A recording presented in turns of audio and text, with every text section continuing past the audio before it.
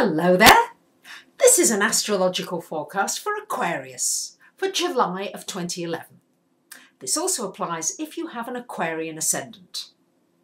So my dear Aquarians, we have an eclipse happening on the 1st of this month in your 6th house of work and health. And the effects of the eclipse will last for at least 6 months, maybe even longer. So for you, this is going to involve very much looking at your health, your routines, how you take care of your physical body, your work, how you want to contribute, how you want to make a difference in what you do.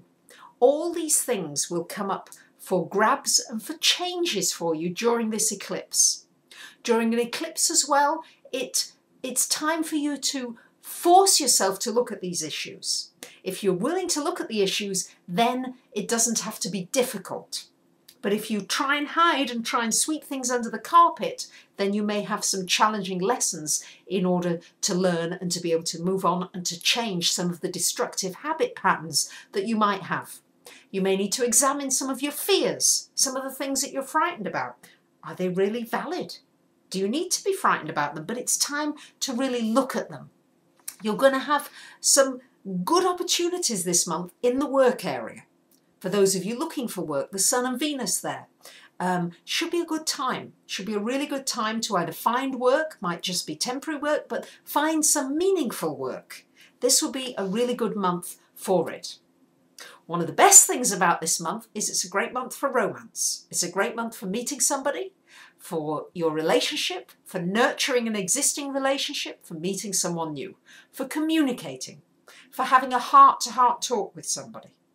We've got Mars in the 5th house, so really a good time for your creativity, also a good time to do playful things, to enjoy, maybe start a new hobby, to work with children, to do something that brings the child out in you.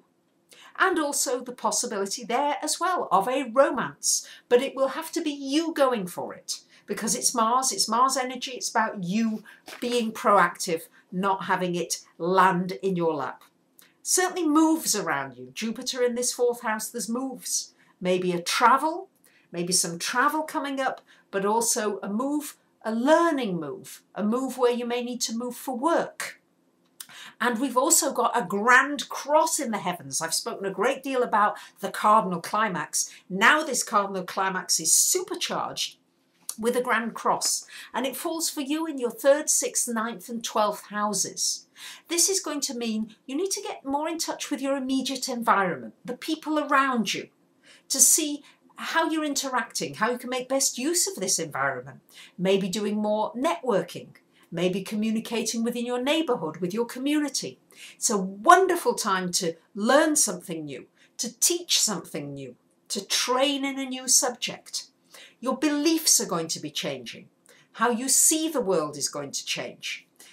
All sorts of changes, and it's going to be bumpy. You're going to land on one thing and then the Aquarius is going to say, no, I think there's something else. And being the true problem solver you are, you love finding anything that can make something more efficient. This would be a great time for putting your energy into a new invention or making something more efficient and coming up with something that could even be a money-making idea for you.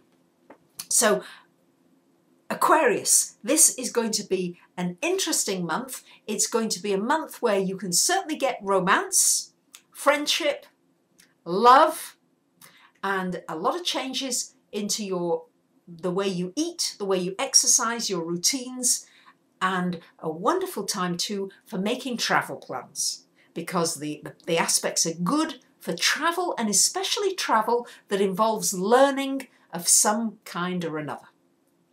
So there you have it, my dear Aquarians. You might want to ask me a question for $25 about the eclipse and how it affects you and your aspects in your personal chart, or the Grand Cross and how you can make best use of these challenging energies in the months to come.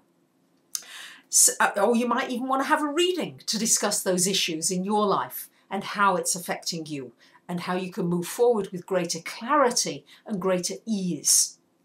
So I wish you a great month, and I thank you very much for listening. Bye for now.